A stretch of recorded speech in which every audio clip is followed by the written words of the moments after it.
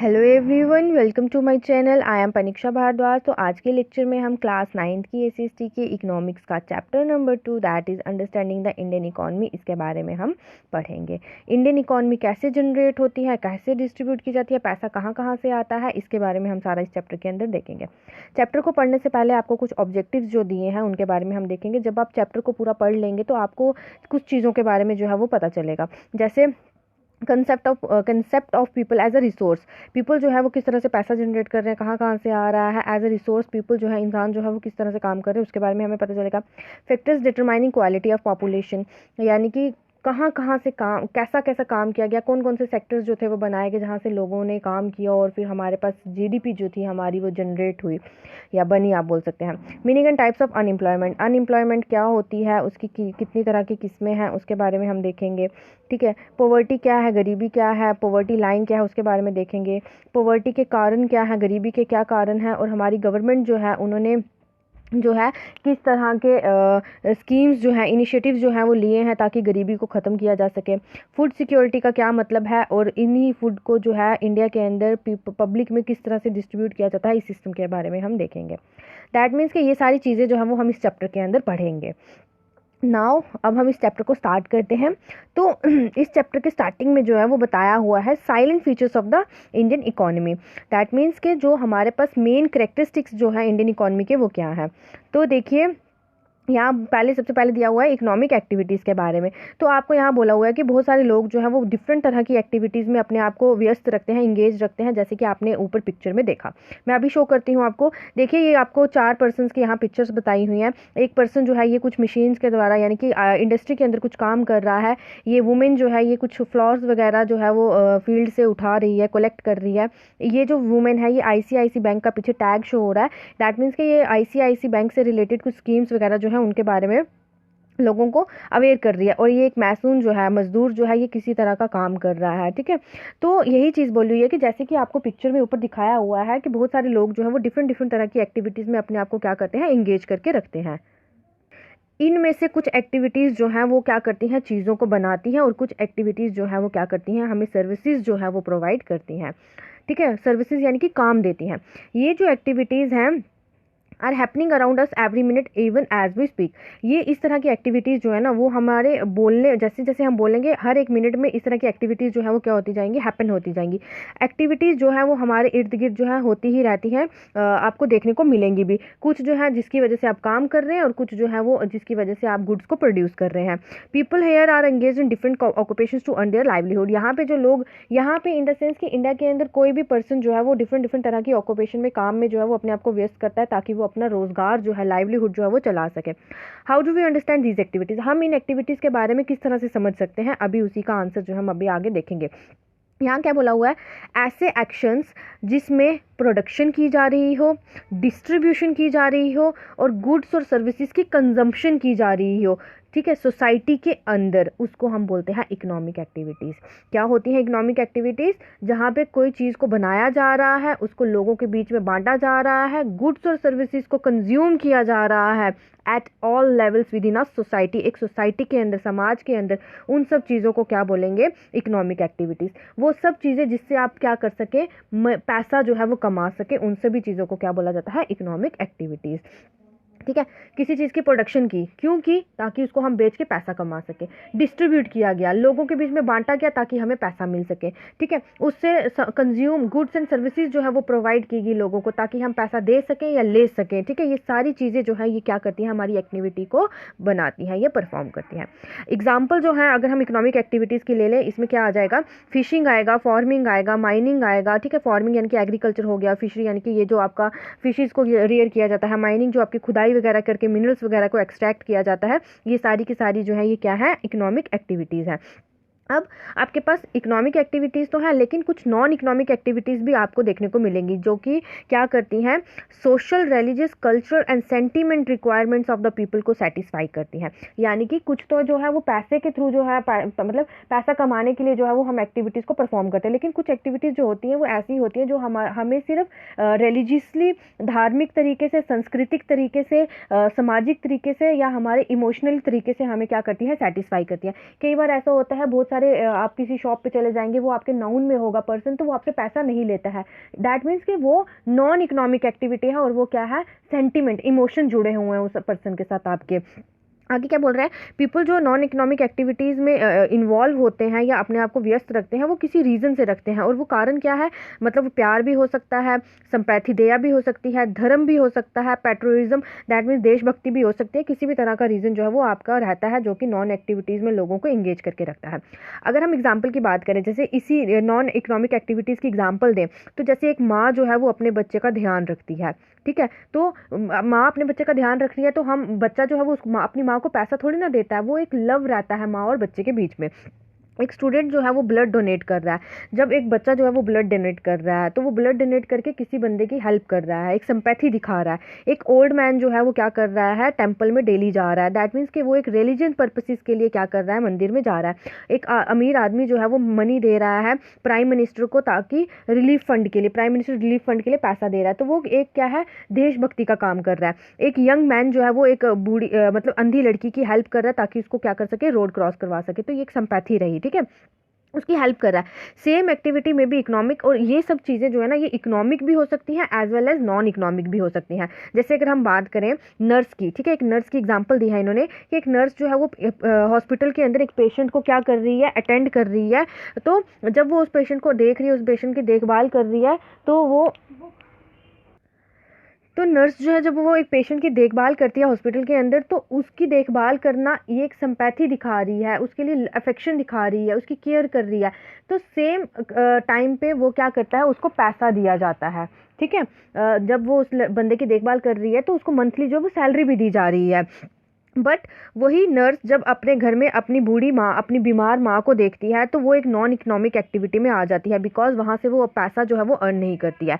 तो यही बोला हुआ है कि सेम पर्सन जो है वो इकोनॉमिक एक एक टाइम पे एक जगह पे वो क्या कर रहा है, इकोनॉमिक एक्टिविटी भी परफॉर्म कर रहा है, और दूसरी जगह पे वो नॉन इकोनॉमिक एक्टिविटी भी परफॉर्म कर रहा है। ये जो डिवाइडिंग लाइन है ना इन एक्टिविटीज़ की, इन पर्सन्स के बीच में, वो सिर्फ काम करने पे डिपेंड करती है, ठीक है, वो किस तरह का काम कर रहा है उस पर डिपेंड करती है, उसका ऑब्जेक्टिव क्या है, उसको मतलब उसके मायने नहीं रखता है, ठीक है, वो काम क्या कर रही है, किस तरीके का काम कर रही है। जैसे एक नर्स ने काम किया हॉस्पिटल के अंदर पेशेंट के लिए, उसके लिए उसको सैलरी मिली, लेकिन वही काम अगर उसने अपने घर पर किया है तो उसकी माँ उसको सैलरी नहीं देगी, ठीक है। तो ये जो है ये डिपेंड करता है उसका काम किस तरीके से हुआ है, ना कि उसका ऑब्जेक्टिव क्या है। अब हमारे पास आता है sectors of the economy. Economy जो है वो किस किस तरीके से जो है वो जनरेट की जा सकती है। यहाँ पे एग्जांपल ली गई है रूरल एरियाज, इंडिया के रूरल एरियाज़ की सिनारियो की, यानी कि एक सीन जो है वो यहाँ पे लिया गया है और बताया गया है इंडिया के अंदर जो रूरल एरियाज़ हैं उनका वहाँ से सीन लिया गया है।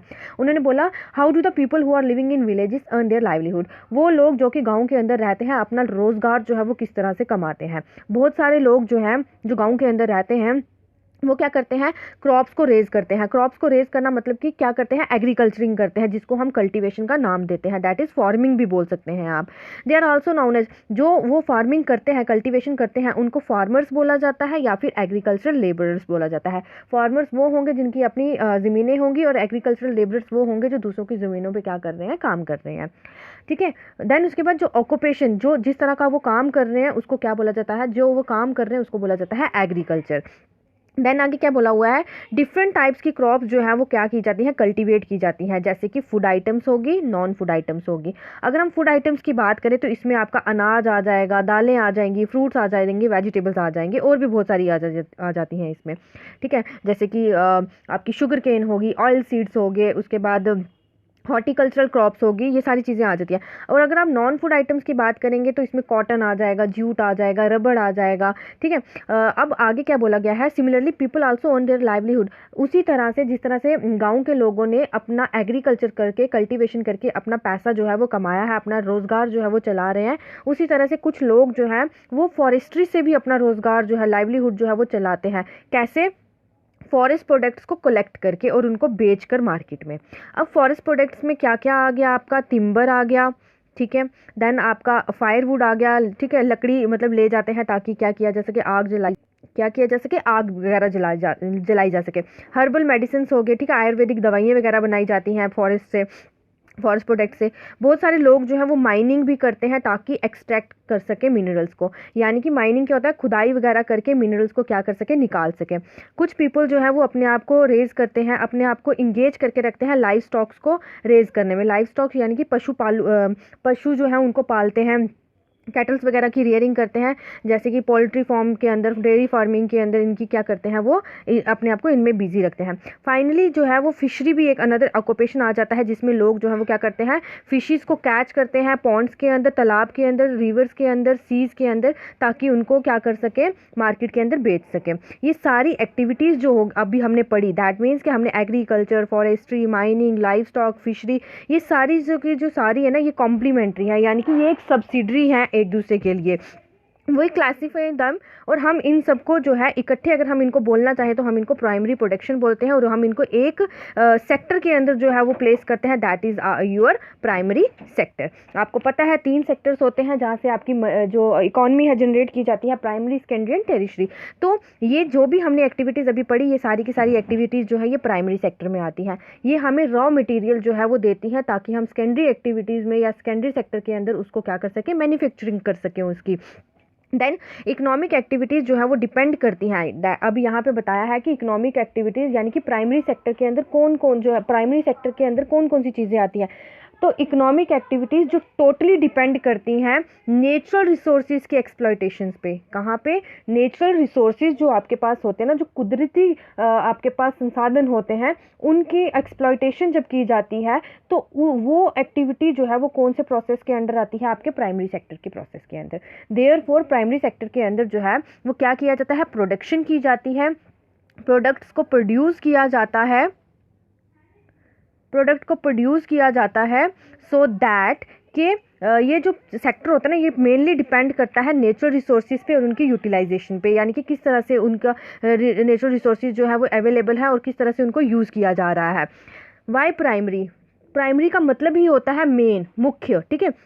तो प्राइमरी ही क्यों, ये प्राइमरी इसलिए बिकॉज ये एक बेस रहता है सभी प्रोडक्ट्स के लिए जो कि हम क्या करते हैं, यूज़ करते हैं। मैंने अभी आपको बोला ये हमें रॉ मटेरियल, कच्चा सामान जो है वो देता है दूसरे सेक्टर्स के अंदर, और उन सेक्टर्स के अंदर यानी कि सेकेंडरी सेक्टर के अंदर हम इनको मैन्युफैक्चर करते हैं और वही सामान जो है वो हम अपने डे टू डे लाइफ में यूज़ कर सकते हैं। खाना हो गया, लगाना हो गया, पीना हो गया, जो भी होता है। Since most of the natural products we get are from agriculture, बहुत सारे नेचुरल प्रोडक्ट्स जो हैं वो हम कहाँ से लेते हैं, अपने एग्रीकल्चर से, डेयरी से, फिशिंग से, फॉरेस्ट्री से। इसलिए इस सेक्टर को जो है वो दूसरे नाम से भी जाना जाता है, that is your agriculture and related sector. ये था आपका प्राइमरी सेक्टर के बारे में, ठीक है।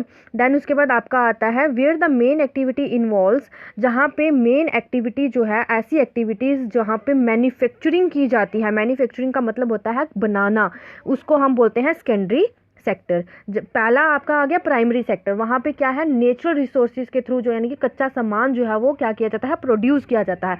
फिर उस कच्चे सामान को बनाने के लिए जो है वो मैन्युफैक्चरिंग के लिए दूसरे सेक्टर में भेजा जाता है, जिसको आप बोलते हैं सेकेंडरी सेक्टर।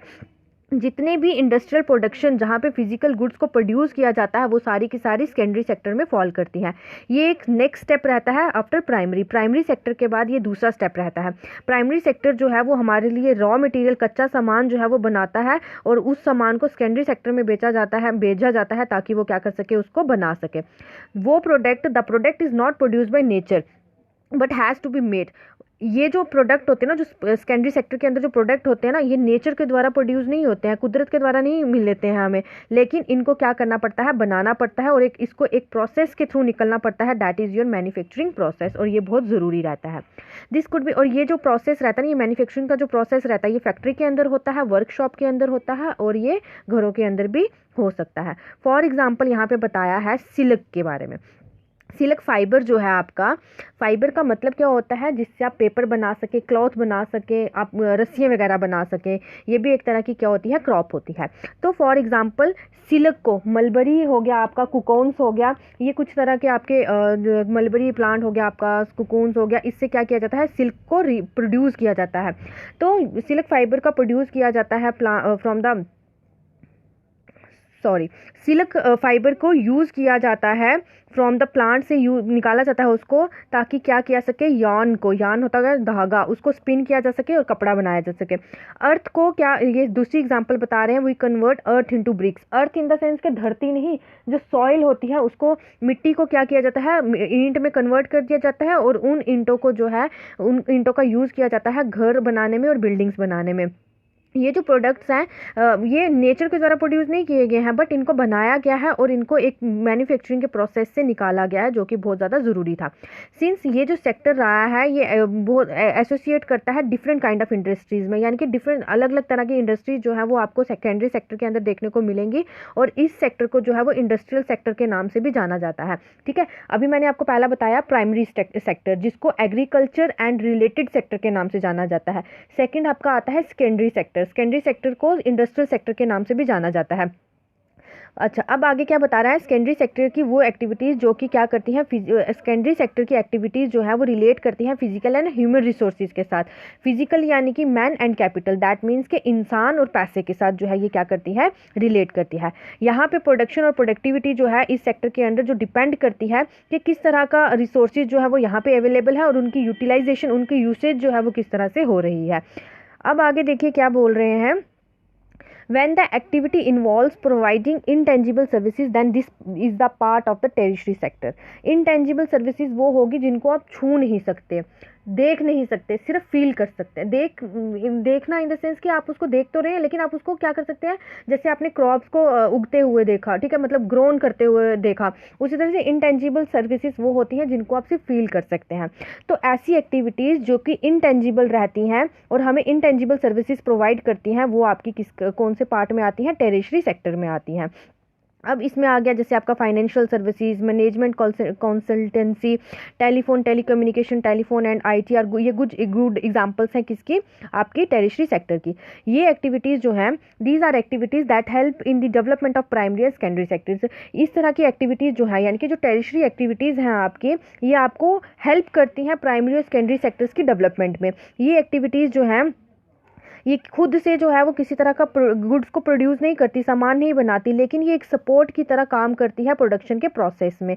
जैसे कि यहाँ पे बताया है, गुड्स जो भी प्रोड्यूस किए जाते हैं सेकेंडरी सेक्टर के अंदर, ठीक है, उसको क्या किया जाता है, ट्रांसपोर्ट करने के लिए, यानी कि प्राइमरी और सेकेंडरी सेक्टर के अंदर जो गुड्स को, सामान को बनाया जाता है, उसको ट्रांसपोर्ट करने के लिए, एक जगह से दूसरी जगह पे पहुंचाने के लिए ट्रक्स और ट्रेन्स की यूज़ की जाती है। उनको मार्केट में बेचा जाता है होलसेल और रिटेल शॉप्स के प्राइसेस पे, ठीक है। उसी समय पे at times it may be necessary to store these in godowns, और कई समय पे उन आपके सेकेंडरी और प्राइमरी सोर्सेज को क्या किया जाता है, गोडाउन्स में भी क्या किया जाता है, स्टोर करने के लिए भी ये चीज़ें जो है आपका टेरिशरी सेक्टर जो है ये हेल्प करता है। We also may need to talk to other our telephone or send letters or borrow money from banks to help production and trade। Production और ट्रेड की मदद को बढ़ाने के लिए इन लोगों की जो है वो हेल्प ली जाती है, जो कि आपके टेरिशरी सेक्टर में फॉल करते हैं। जैसे आपका ट्रांसपोर्ट हो गया, स्टोरेज हो गया, कम्युनिकेशन हो गया, बैंकिंग हो गया, ट्रेड हो गया, ये सारी की सारी एग्जाम्पल किसकी हैं, टेरिशरी एक्टिविटीज़ की। अब आगे क्या है, ये जो एक्टिविटीज़ हैं ये सर्विसेज को, यानी कि काम देती हैं, नौकरियां देती हैं, बल्कि यहाँ पे सामान वगैरह नहीं बनाया जाता है, सामान जो है वो आपका बनता है प्राइमरी और सेकेंडरी में। टेरिशरी जो है वो आपको सर्विसेज प्रोवाइड करती है, ठीक है, इसलिए इस टेरिशरी सेक्टर को सर्विस सेक्टर के नाम से भी जाना जाता है।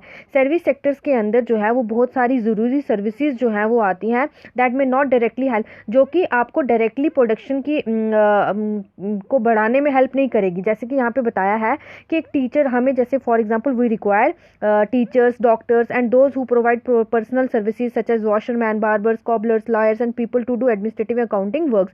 तो ये हम डायरेक्टली जो है यहाँ पे प्रोडक्शन नहीं की जा रही है, बट कि हम इनसे क्या करते हैं, सर्विसेज लेते हैं। जैसे डॉक्टर के पास आप गए तो आप वहाँ जाके उनसे क्या कर रहे हैं, काम करवा रहे हैं, ठीक है, वहाँ जाके उनसे कोई सामान नहीं बनवा रहे हैं, काम करवा रहे हैं, यानी कि आप अपनी हेल्थ वहाँ चेक करवाने गए। टीचर्स के पास गए तो टीचर को आप काम नहीं देंगे, आप टीचर से पैसा नहीं लेंगे, आप टीचर को काम देंगे कि वो आपको क्या करे, पढ़ाए। तो ये कुछ ऐसी आपके पास यहाँ पे एग्जाम्पल्स के थ्रू आपको समझाने की कोशिश की है कि टेरिशरी सेक्टर के अंदर किस तरह से जो है वो सर्विसेज को प्रोवाइड किया जाता है।